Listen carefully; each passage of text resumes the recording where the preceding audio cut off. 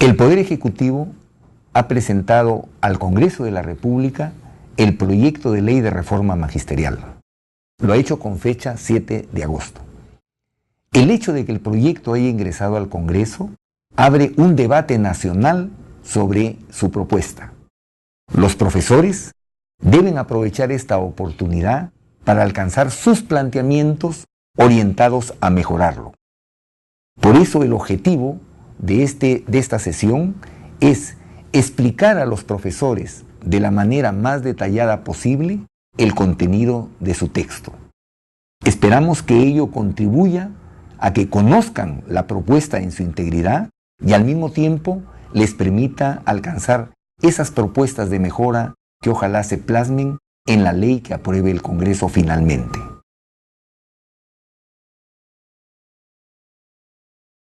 Este proyecto de ley de reforma magisterial, ¿a quiénes comprende? Están comprendidos en él todos los profesores que laboran en la etapa básica del sistema educativo. Esto supone al profesor que labora en la modalidad de educación básica regular, en inicial, primaria, secundaria, en la modalidad de educación básica alternativa, en la modalidad de educación básica especial, en la llamada forma de educación técnico-productiva. Todos estos profesores que laboran en la escuela pública están comprendidos en este proyecto de ley. También están comprendidos, pero de manera transitoria, los profesores que laboran en los institutos y escuelas de educación superior. ¿Y por qué de manera transitoria? Porque de acuerdo a su propia ley, ellos deberán tener una ley de carrera específica y que en el proyecto de ley se anuncia que ese proyecto de ley de carrera específica se presentará en los próximos 180 días de aprobada la ley. Debemos también mencionar que están comprendidos los profesores sin título, que están nombrados en el sistema educativo y que comúnmente los conocemos como profesores interinos. Para ellos, el proyecto de ley plantea un agrupamiento transitorio y una normatividad específica.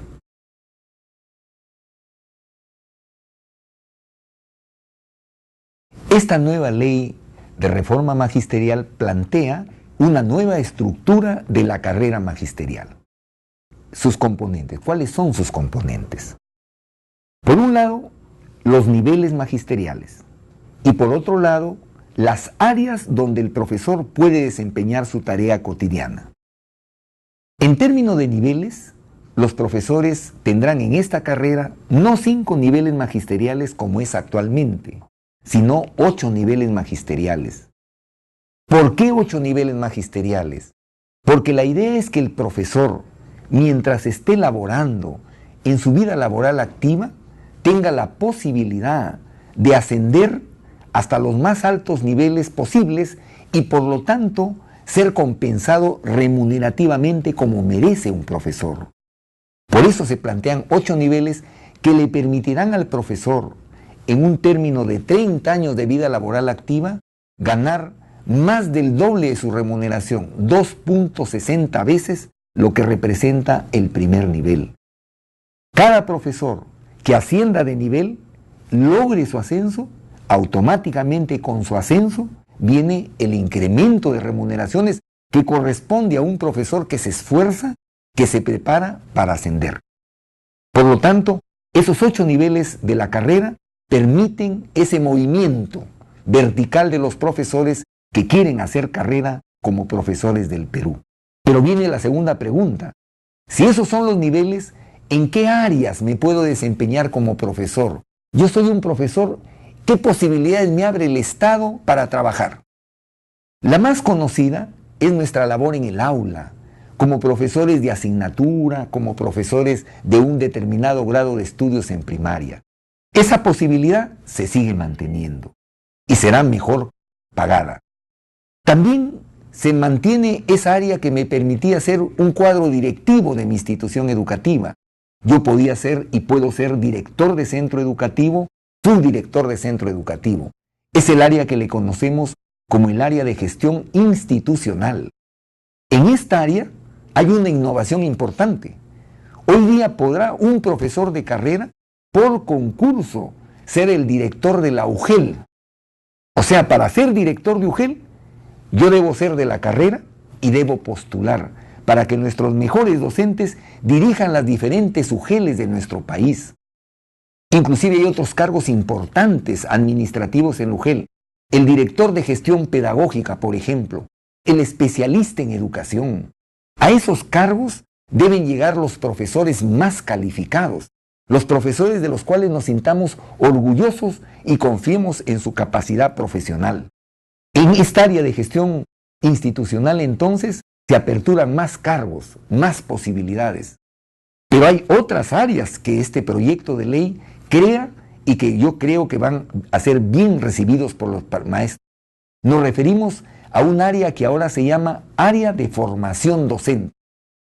Todos los profesores hemos visto que ahora hay profesores que se dedican a tareas de acompañamiento pedagógico, de coordinar acciones de capacitación, de especialización. Pero para asumir esa tarea, al profesor se le exige que saque licencia sin goce de haber para dedicarse a esa noble tarea. No, en el proyecto de ley esa situación cambia. Yo, como profesor de la carrera, puedo, también por concurso, acceder a hacer un acompañamiento, a ser un capacitador. Y el hecho de acceder a ello me va a permitir que me paguen una bonificación adicional. Y no tengo que abandonar la carrera, es parte de mi carrera. Me puedo desarrollar como formador, como capacitador. Puedo demostrar ahí mis calidades profesionales. Y el Estado no tiene que pedirme que saque licencia sin goce de haber, sino es parte de mi desarrollo profesional. Y finalmente, la cuarta área, que antes se llamaba área de investigación, ahora se llama área de innovación e investigación. ¿Y por qué se llama así? Porque hay miles de profesores que en el Perú innovan, escriben, hacen proyectos buenos para su centro educativo. Y es una pena que eso no sea reconocido, no sea premiado. El proyecto de ley plantea que estas innovaciones, estas investigaciones, estas producciones de los profesores sean reconocidos y sean premiados. Por eso este proyecto de ley, que plantea 8 niveles y que plantea estas 4 áreas de trabajo, tiende a potenciar a los profesores que laboran en la escuela pública y que vean premiados sus esfuerzos, que se sientan profesionales mejor realizados. Ese es el sentido de esta nueva estructura de la carrera pública magisterial.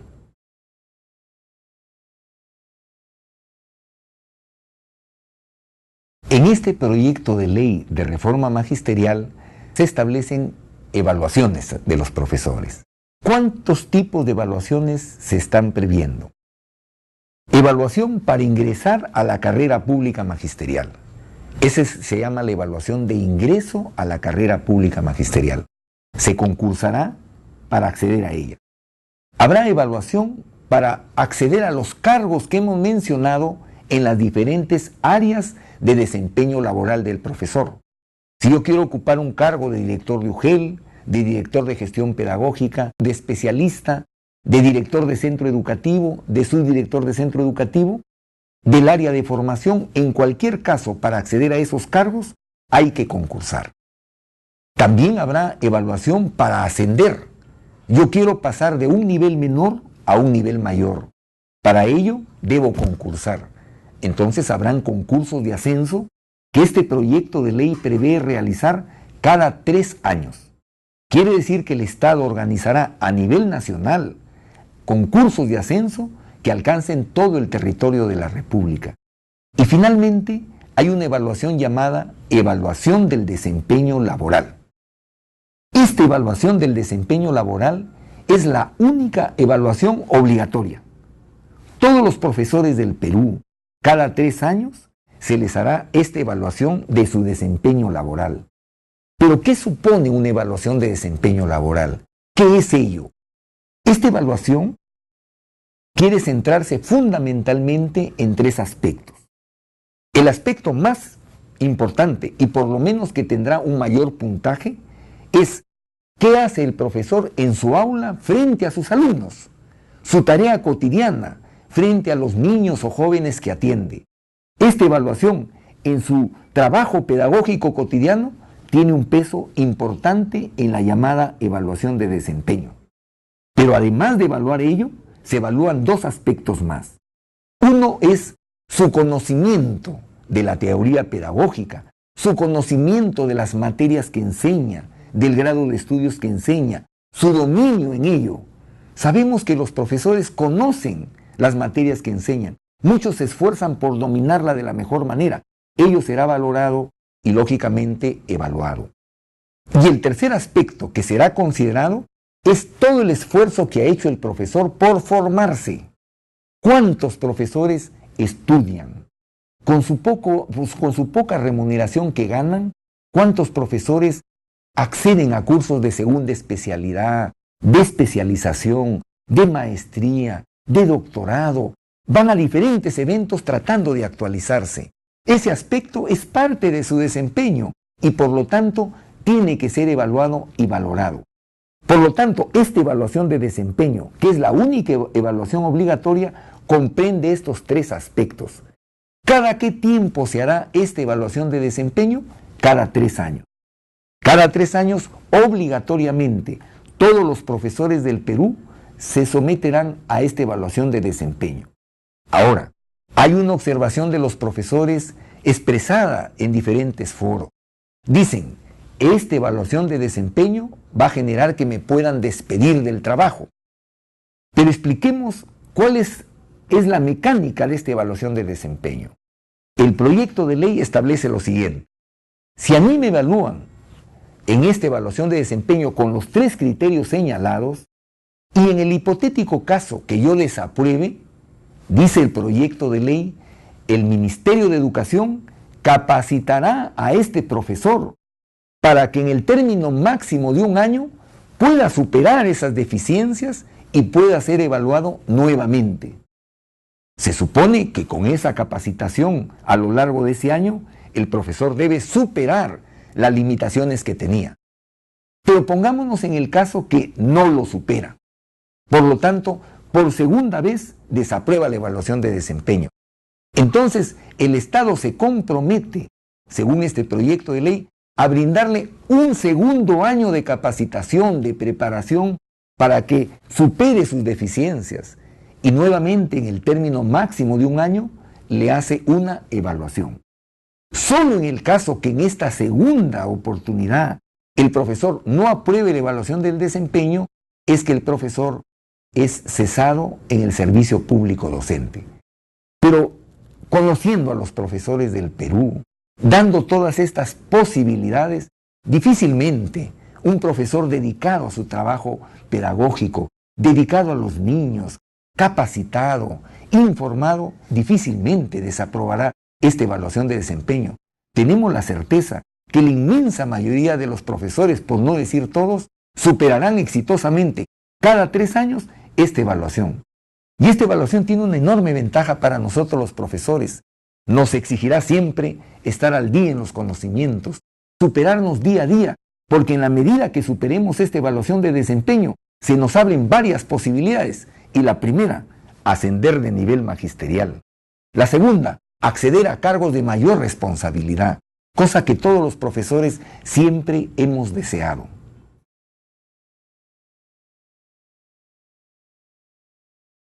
¿Qué plantea el proyecto de reforma magisterial respecto a las remuneraciones? Las remuneraciones siempre han sido un aspecto crítico para el Magisterio Nacional. ¿Qué plantea el proyecto? Primero, simplificar las remuneraciones de todos los profesores y ordenar esas remuneraciones. Para tal fin, las remuneraciones se organizan en 2 conceptos centrales. 1.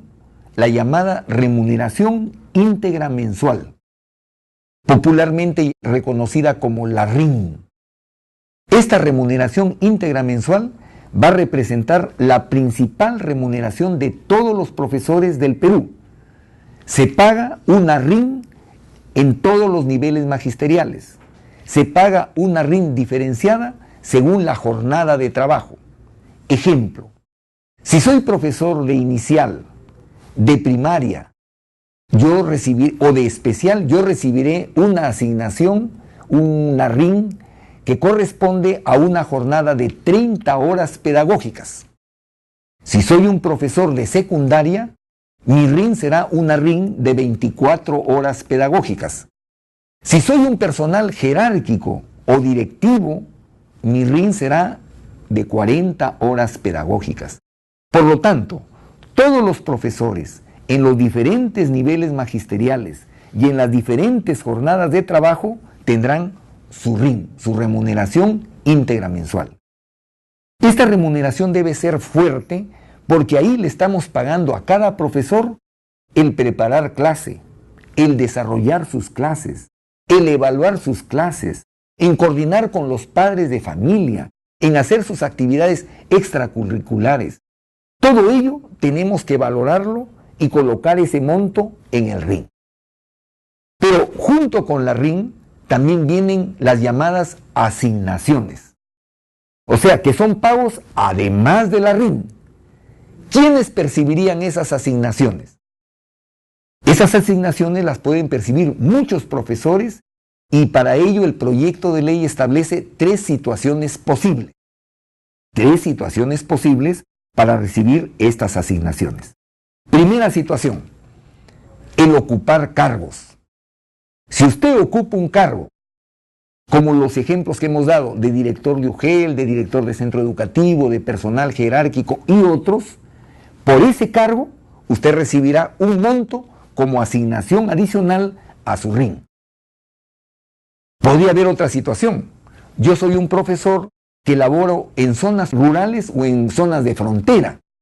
Si laboro en zonas rurales o zonas de frontera, yo tengo derecho a que me den una asignación porque mi condición territorial donde laboro es diferente a una condición urbana. Pero también puedo recibir asignaciones por las características de la institución educativa. Hay instituciones educativas en nuestra patria que son instituciones unidocentes. Un solo profesor atiende a niños de diferentes grados. Ese profesor hace un esfuerzo más allá de lo normal, merece una asignación. Hay otros centros que son los llamados centros multigrado, donde, por ejemplo, 2 profesores atienden toda la primaria. Esos profesores están atendiendo más de un grado en los niños, reciben y deben recibir una asignación. Y también hay zonas de nuestro país donde hay centros educativos bilingües. Los profesores en esas aulas hacen también enormes esfuerzos por lograr altos aprendizajes de los niños. Eso genera también una posible asignación. Todas estas 3 posibles asignaciones serán determinadas por decreto supremo que el Ministerio de Educación deberá proponer y hacer aprobar por el gobierno.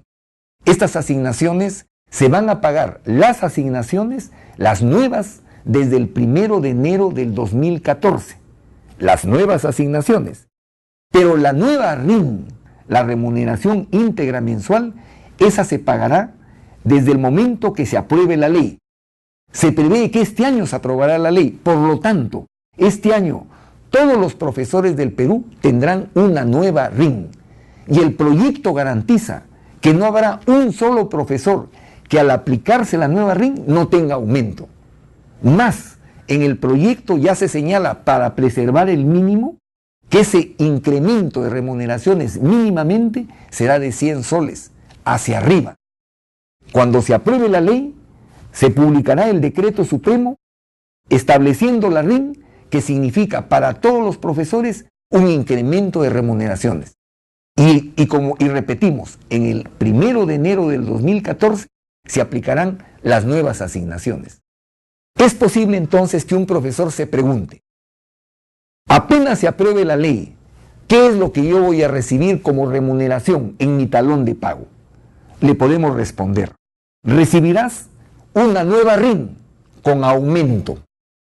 Y si tú actualmente estás recibiendo asignaciones por las razones que hemos señalado, esas asignaciones no se van a tocar, se seguirán recibiendo en la misma condición y monto hasta el 1 de enero del 2014, en que esas asignaciones van a ser cambiadas y mejoradas para todos los profesores que las reciben por esas condiciones.